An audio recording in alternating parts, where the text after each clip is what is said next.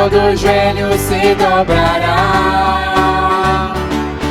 mas aquele que a ti escolher o tesouro maior terá.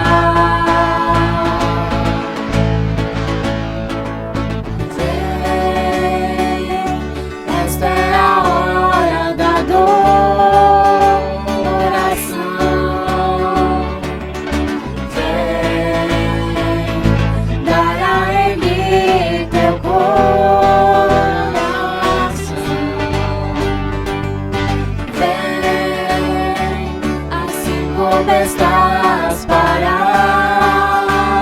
adorar, vem, assim como estás diante do Pai,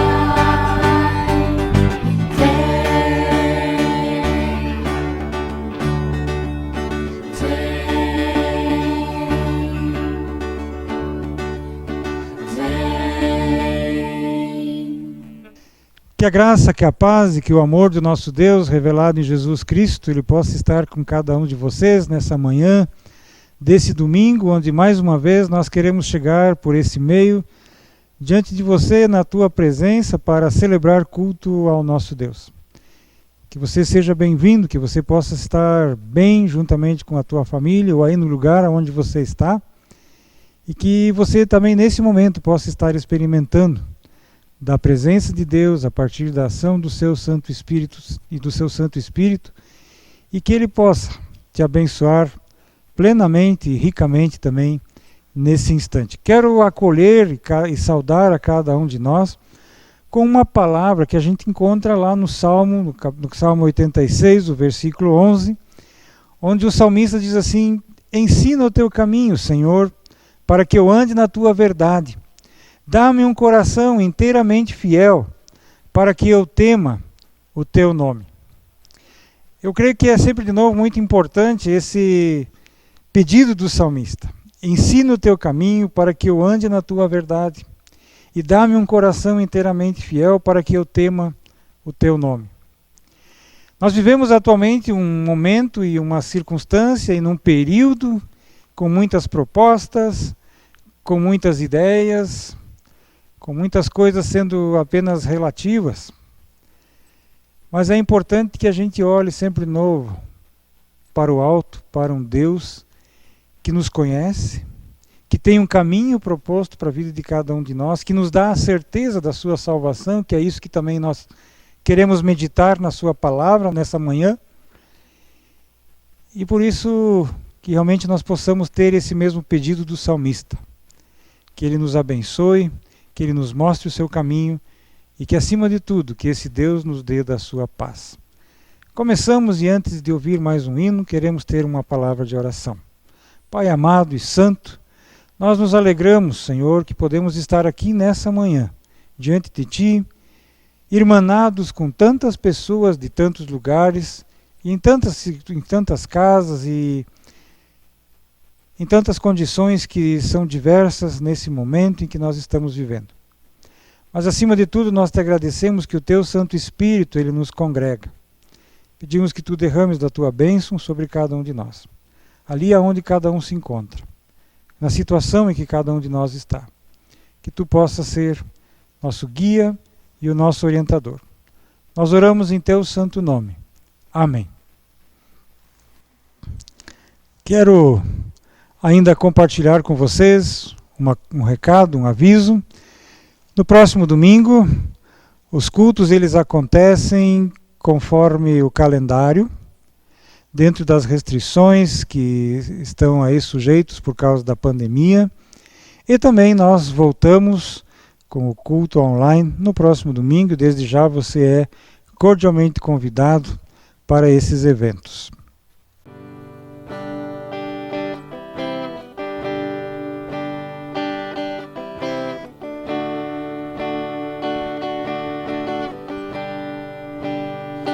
Na oração encontro calma, na oração encontro paz. Orar a Deus Falar com Deus me satisfaz.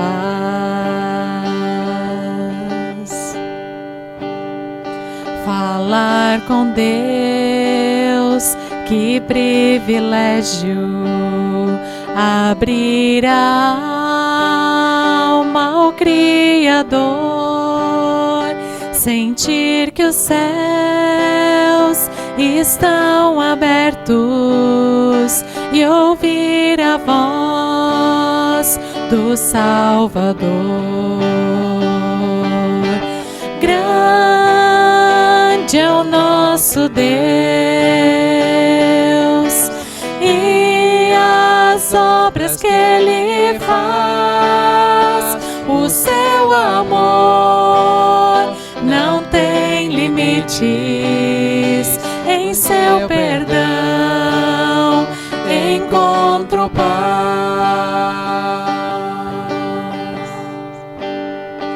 Falar com Deus é o que preciso, pois Ele é fonte de poder. Só nele a vida faz sentido, pois me dá forças pra viver. Grande é o nosso Deus e as obras que Ele faz, e o seu amor não tem limites, em seu perdão encontro paz. Grande é o nosso Deus e as obras que Ele faz, e o seu amor não tem limites, em seu perdão encontro paz.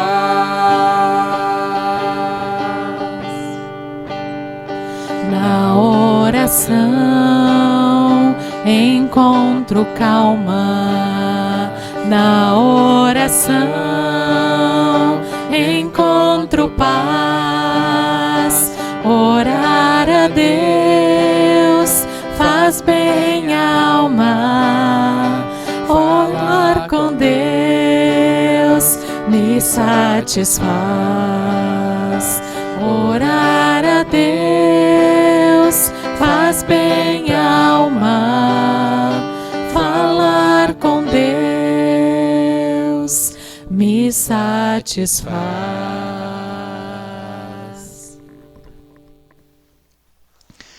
Graça e paz do nosso Senhor Jesus.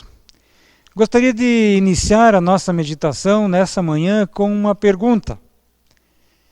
Qual é a única certeza que nós temos nessa vida? Qual é a única certeza que você tem na história da sua vida, que você sabe que realmente vai acontecer? Qual é a única certeza que você poderia talvez colocar num papel, guardá-lo num envelope ou num cofre e falar assim, daqui a 100 anos, quando alguém abrir esse escrito, aquilo que estava escrito nesse negócio, eu tinha certeza de que isso aconteceu ou iria acontecer. Segundo a doutora Rebeca Volpato Bedoni, a doutora Rebeca ela é uma médica colunista da revista Bula, do R7, e ela escreveu o seguinte, de que a morte é a única certeza que nós temos na vida. O resto sempre será saudade. A única certeza que, segundo ela, é que você e eu temos e que nós podemos ter é da morte. Eu acredito que a doutora Rebeca não esteja dizendo algo novo. Eu, desde que era pequeno, quer dizer, eu continuo sendo pequeno, desde que eu era na minha infância, eu acho que vocês também aconteceu isso com vocês, que nós ouvíamos isso seguidamente. E quando eu repetia aqui essa pergunta, da certeza com relação à nossa vida, possivelmente a resposta que você deu enquanto eu mesmo estava falando, foi exatamente a resposta da doutora Rebeca. Nós crescemos com essa afirmação, como eu já falei. Nós a ouvimos várias vezes, nós a replicamos e acabamos aceitando isso naturalmente. A morte é um fato certo para cada um de nós. E até que Jesus volte, todos nós vamos morrer. Alguns afirmam, na verdade, que nós já estamos morrendo. A cada hora, a cada minuto, a cada segundo nós estamos morrendo e a nossa vida ela está indo embora. Por outro lado, será que é isso mesmo? Será que essa é a certeza com a qual nós estamos destinados a viver? Será que essa é a única certeza concreta de que nós vamos enfrentar? Será que nós vamos viver toda a nossa existência debaixo deste jugo da incerteza? De que todas as outras coisas elas são incertas e a única certeza que nós podemos ter é da morte? Portanto, por isso, meu querido irmão, querida irmã, queridos amigos, eu quero convidar a gente para caminhar brevemente nessa manhã um outro caminho. E apresentar e falar para nós de uma outra certeza. A certeza da segurança da vida que nós podemos encontrar em Jesus Cristo. Eu quero te convidar para que a gente possa olhar para a primeira carta, para a primeira epístola de João, e dizer para você que essa carta ela é um tratado sobre a certeza. Num mundo e num tempo em que falar de certeza é sinal muitas vezes de arrogância, de fundamentalismo, é sinal de falta de uma perspectiva da vida. Quando nós lemos a carta, a primeira carta de João, nós percebemos que o nosso Deus ele nos presenteia com essa mensagem, com a finalidade de que nós possamos ter uma certeza fundamentada, de que nós possamos ter uma certeza duradoura e que extrapola a morte.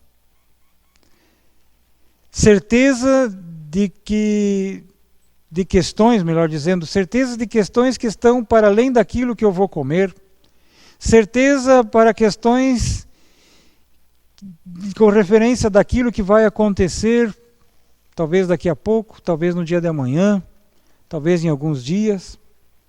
Certezas que me fazem enfrentar e lidar com o dia a dia, que me fazem olhar de forma diferente para a realidade que eu vivo, para as alegrias e tristezas que eu preciso enfrentar. Embora as dúvidas que nos assolam sejam muitas vezes coisas muito naturais e reais, numa sociedade repleta de teorias e de incertezas, nós precisamos cada vez mais olhar para a palavra de Deus e encontrar nela a certeza para a nossa vida, a certeza para a nossa história. Por isso quero ler com vocês da carta de 1 de João, no capítulo 5, os versículos de 11 até 13, onde a palavra de Deus ali nos diz assim: E o testemunho é este, que Deus nos deu a sua vida, melhor dizendo, e o testemunho é este, que Deus nos deu a vida eterna, e esta vida está em seu Filho. Quem tem o Filho tem a vida, quem não tem o Filho de Deus não tem a vida. Estas coisas eu vos escrevi a vós, os que credes no nome do Filho de Deus, para que saibais que tendes a vida eterna, e para que creais no nome do Filho de Deus. Meus queridos, o Evangelho de João e as epístolas que ele escreve, estas pequenas cartas, elas têm uma conexão muito grande de temas e de assuntos. O Evangelho, segundo João, ele é escrito, e ele foi escrito para despertar a nossa fé. Ele foi escrito para que aqueles que buscassem pela verdade do Evangelho, para aqueles que tivessem dúvidas sobre o Cristo, soubessem quem de fato e de verdade era esse Cristo, e tivessem a sua fé despertada, podendo crer que Jesus Cristo era de fato e de verdade o Filho de Deus, o Verbo encarnado. Ele mesmo coloca como propósito do seu livro, lá no final, no capítulo 20, no versículo 31, quando ele diz assim: para que vocês creiam que Ele é o Filho de Deus, e que assim vocês tenham vida e vida eterna em nome de Jesus.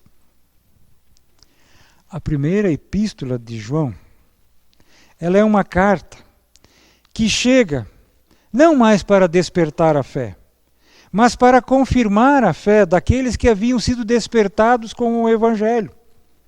Ela é uma carta que chega para dar garantia, para dar certeza da fé, certeza de que nós temos uma esperança, certeza da salvação em Cristo Jesus, e mais do que tudo isso, falando das implicações dessa certeza da vida em Deus, da vida em Jesus Cristo para o nosso dia a dia. O que o João vai falar aqui é que todo aquele que é nascido de Deus, ele é filho de Deus. E por ser filho de Deus, ele enfrenta e olha para a realidade, olha para o mundo à sua volta de uma forma bem diferente. Quando o apóstolo João ele escreveu a sua carta, a igreja estava sendo atacada por muitas heresias e muitas delas estavam surgindo dentro do próprio povo de Deus. Por exemplo, existia lá um camarada chamado Cerinto, que ele colocava em dúvida a encarnação de Cristo e dizia que Jesus foi uma pessoa histórica, sim, real, filho de José e Maria, mas que o Espírito Santo ele desceu sobre ele no dia do batismo, ou seja, que na manjedoura o Deus encarnado ainda não estava ali. E que no momento do batismo, então, o Espírito Santo ele encarna na pessoa de Jesus, e que antes do Getsêmani, ou seja, antes da crucificação, de ser preso e crucificado, antes do sacrifício e do sofrimento vicário, novamente o Espírito se retira. E quem sofre o castigo da cruz é apenas o homem Jesus. E isso mina completamente o Evangelho. Dizer que não foi Deus que passou pelo sofrimento, que não foi Deus que sofreu na cruz, que nasceu na manjedoura.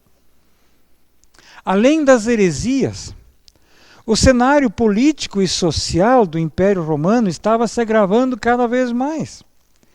Incertezas, inseguranças, todas essas coisas faziam parte do dia a dia das pessoas, tal como é hoje.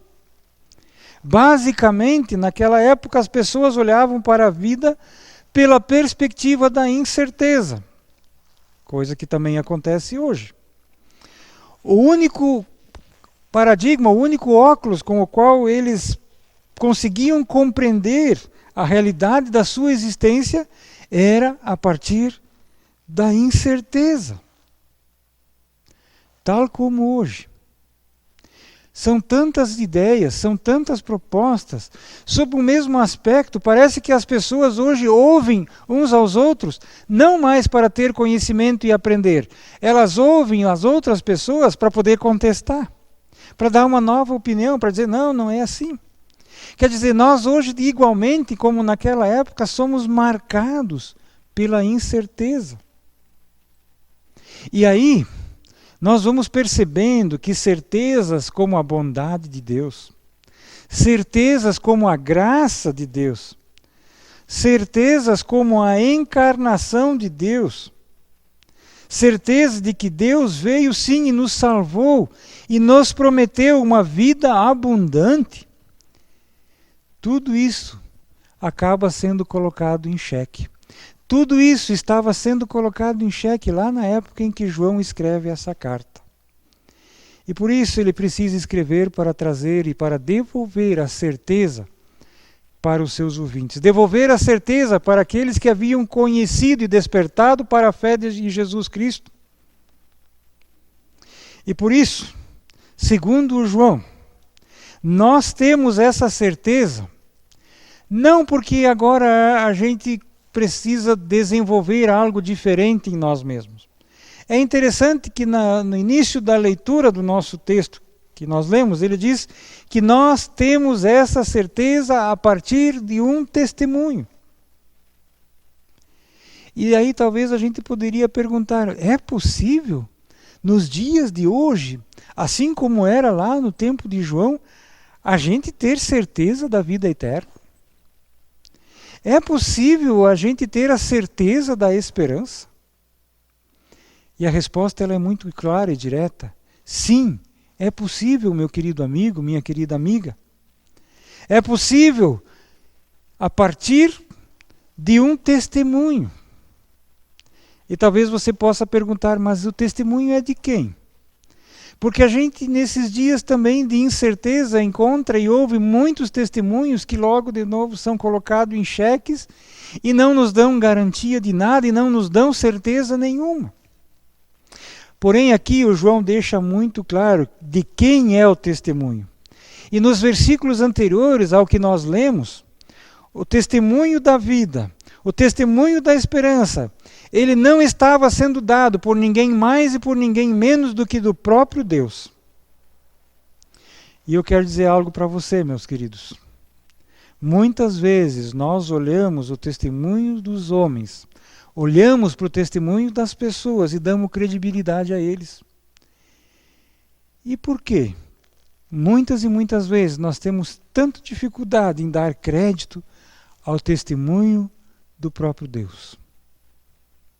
Quando o João dá o passo nessa direção, ele disse que o testemunho tem a sua origem na eternidade do próprio Deus. A revelação ou o testemunho de Deus, ela está intrinsecamente ligado com a obra de Cristo. Quando ele fala desse testemunho, ele está falando de si mesmo. De que ele entrou na história, de que ele encarnou, de que ele cumpriu tudo aquilo que era necessário, de que ele morreu na cruz, para que os teus e os meus pecados fossem perdoados. Porém, infelizmente, assim como na época do João, ainda hoje, muitas pessoas preferem e querem e buscam por um testemunho vazio de Jesus. Por um testemunho baseado apenas nos fatos históricos, sem sofrimento, sem dor e sem morte. O testemunho dado a nós por Deus é que a obra de Cristo ela é consumada na cruz do Calvário e que ele sofreu e ele padeceu pendurado no madeiro. Lá, na cruz, naquele momento, nós temos um testemunho real. Porque se o Filho de Deus não tomasse para si a natureza, a nossa natureza, se o Filho de Deus, sendo o próprio Deus, não fosse para a cruz pagando a nossa dívida eterna, nós não poderíamos ter sido reconciliados com Deus. Qualquer mensagem, qualquer conversa que fale de salvação, que fale de certeza de salvação, que fale de certeza da esperança, que fale da certeza de um encontro que nós podemos ter com Deus, e que não passe pela cruz de Cristo, ela é apenas uma nota de rodapé. Para não dizer que é uma conversa fiada. É uma nota de rodapé que é bem mentirosa. E sabem, meus queridos, isso é tão forte, que lá no versículo 10, o João diz que aquele que crê no Filho de Deus tem em si o testemunho. Aquele que não dá crédito a Deus, faz de Deus um mentiroso, porque não crê no testemunho que Deus dá acerca do seu Filho. Quando então nós ouvimos o testemunho que Deus dá, nós passamos a ter uma certeza que se torna concreta e que é muito maior do que a certeza da morte. E a primeira certeza que nós podemos ter, segundo João, é que Deus nos deu a vida eterna. E a vida eterna está em seu Filho. Ela nos foi dada como um presente, como uma dádiva. Não há nada que você e eu possamos ter feito para alcançar a vida eterna. Ela veio a nós e nos alcançou somente mediante a misericórdia de Deus por cada um de nós. No Evangelho segundo João isso é claro, ele diz, porque Deus amou o mundo de tal maneira que nos deu o seu Filho, que entregou o seu Filho porque nos amou tremendamente. Com que objetivo? Para que todo aquele que nele crê não pereça, mas tenha a vida eterna. É um presente. Nós o recebemos como dádiva de Deus. É muito interessante a forma como João constrói a sua frase lá no original, no grego. Ele diz que a vida eterna está em Jesus. Ele não está dizendo que a vida esteve em Jesus. Ela é uma ação completa, duradoura, que vai ter repercussão por toda a história. Essa vida está em Cristo Jesus, o Filho de Deus, de forma que todo aquele que creu lá no passado, de que aqueles que creem hoje e aqueles que vierem a crer em Jesus no futuro, terão a vida eterna. Falar de conhecer a Deus por toda a eternidade é mais do que simplesmente ficar sentado dentro de uma sala, como que num banquete ou num grande culto de louvor, olhando para um trono ou para uma parede. A vida eterna, meus queridos, ela consiste em conhecer a Deus, e a gente só conhece a Deus na medida em que a gente se relaciona com Ele. Na medida em que nós percebemos que Ele está conosco na nossa caminhada. Na medida em que nós vemos a sua mão nos conduzindo. A forma como Ele nos guia no meio das adversidades. O seu consolo no meio do sofrimento. A sua presença conosco no meio das nossas angústias. À medida em que nós vamos percebendo e experimentando a sua bondade sobre a nossa casa, sobre a nossa vida. Assim, a vida eterna, ela não é somente uma esperança lá para o futuro, não é uma esperança escatológica. Ela é uma certeza que nós podemos ter e usufruir já aqui e agora. Eu sei que o coronavírus, ele nos coloca medo, ele nos dá temor, e muitas pessoas, quando elas dizem que contraíram o vírus, quando são contagiadas, elas entram numa espécie assim, sim, e agora? Como vai ser para frente? Sabem, eu não estou chamando a gente para não dar bola, ou para a gente não levar a sério isso, mas muito mais do que a nossa vida terrena, nós precisamos olhar para aquilo que Jesus nos dá uma certeza, a certeza da vida eterna. E em Jesus, nós encontramos a vida eterna. A segunda certeza que o testemunho de Deus nos dá é que quem tem Jesus tem tudo. Quem não tem, não tem nada. Jesus, ele é o alfa e o ômega, o princípio e o fim. Segundo o autor de Hebreus, Jesus é o autor e o consumador da nossa fé. É nele que os nossos olhos devem permanecer fixos. Em Jesus nós encontramos a plenitude da nossa relação com Deus. Brevemente ainda eu quero exemplificar essa importância de ter Jesus e ter tudo na nossa vida. Imagina que a nossa vida seja semelhante a gente entrar dentro de um supermercado, que é algo que quase todos nós sabemos e fazemos constantemente. Quando nós entramos num supermercado, nós agarramos um carrinho e circulamos em meio aos corredores e vamos nos servindo nas gôndolas daquilo que nós precisamos. Das coisas que são importantes, talvez algumas que nem são tão importantes, de algumas que vão mostrar o quanto nós temos capacidade, de outras que talvez nós nunca vamos usar. A grande questão não é, e o importante não é aquilo que nós fazemos enquanto nós estamos ali andando, recolhendo essas coisas e colocando no carrinho. O grande X da questão está em passar no caixa e poder pagar por tudo aquilo que a gente pegou. E talvez no supermercado nós conseguimos pagar. Mas eu conheço muitas pessoas que se serviram de muitas coisas e chegaram de repente no caixa e não tinham com que pagar. E passaram uma vergonha tremenda. É muito constrangedor você ter que devolver coisas ou deixar ali porque você não consegue pagar. Com relação à sua vida, ou você tem Jesus, ou diante do trono de Deus você não vai ter nada. Você vai passar no caixa e não vai ter quem pague a sua conta.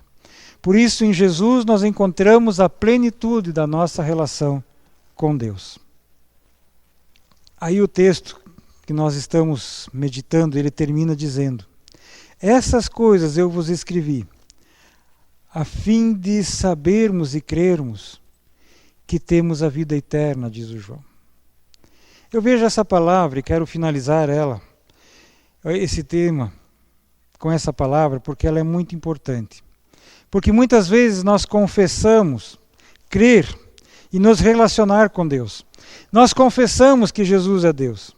Mas quando somos assolados por uma tragédia, ou quando nós somos obrigados a enfrentar alguma situação que nos deixa inseguros e temerosos, nós nos sentimos culpados por esses momentos em que nós expressamos fraqueza, dúvidas e ficamos aflitos e preocupados. Por isso é realmente importante que nós possamos realmente responder, ou francamente responder à pergunta: qual é a minha única certeza na vida? Se a sua resposta for a mesma que a doutora Rebeca, que eu falei lá no início, expressou, que a morte é a única certeza e o resto é saudade, eu tenho uma mensagem para dizer para você. A morte, ela já foi tragada. E a certeza que nós podemos ter hoje é que o testemunho de Cristo, o testemunho da palavra e o testemunho do Espírito Santo é que nós temos um Deus que quer nos dar vida. Nós temos um Deus que nos conhece. E é um Deus que quer ser conhecido por cada um de nós, quer se dar a conhecer.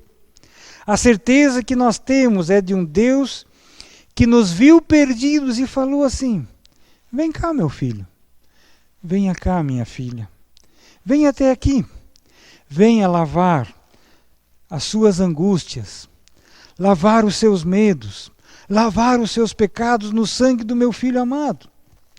A certeza que nós temos é que por mais que o mundo se levante e tente nos derrubar, nós venceremos pelo poder de Deus.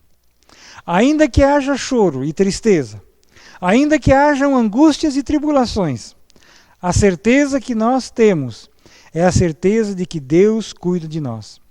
Ainda que vivamos atolados em pecado, podemos ter a certeza de um lar. A certeza de que Deus vem ao nosso encontro.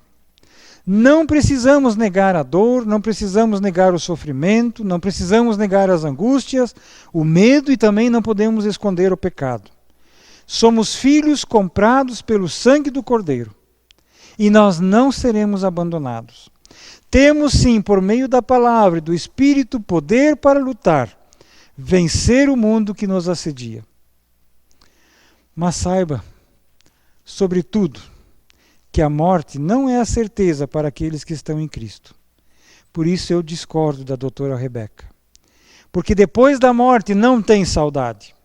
Depois da morte tem um lar que Jesus está preparando para todos aqueles que o amam. Essa certeza existirá na medida em que o nosso coração repousar sereno e tranquilo. Ainda que por muitas vezes com dor e com lágrimas, mas no dia em que ele repousar na cruz do nosso Senhor Jesus, nesse dia nós teremos certeza muito maior do que a morte. E poderemos expressar como diz aquele hino: que segurança eu tenho em Jesus, porque nele eu desfruto de paz, vida e luz. Que Deus te abençoe. Quero convidar a gente para ter ainda uma palavra de oração. Muito obrigado, Deus amado, Pai santo e amoroso, que nós podemos encontrar em Ti a certeza que em outro lugar nós não conseguimos encontrar. Obrigado, Pai amado, que a certeza que vem de Ti, ela é uma certeza fundamentada no grande amor e no grande poder que Tu tens e que Tu concede isso através da Tua misericórdia, para que seja acessível a cada um de nós. Que nós possamos, Senhor, em um mundo marcado pelo relativismo, marcado por tantas ideias que querem nos alcançar e nos dominar, ter a certeza de que não é a morte que determina o fim de todas as coisas, que ela não é a certeza absoluta, que ela já foi vencida, mas que a certeza que nós podemos ter é que Tu, Senhor, está preparando um lugar para cada um de nós. Dá, Senhor, em nós um coração puro e um espírito inabalável, para que nós possamos perseverar, para sermos merecedores desse lugar que Tu estás nos preparando. Abençoe, Senhor, o restante desse nosso dia. Concede a Tua graça e a Tua paz e o consolo para aqueles que estão enlutados, para aqueles que estão oprimidos e angustiados. Conceda, Senhor Jesus, sabedoria às nossas autoridades e conceda paz ao coração de cada um de nós. Oramos no Teu santo nome. Amém.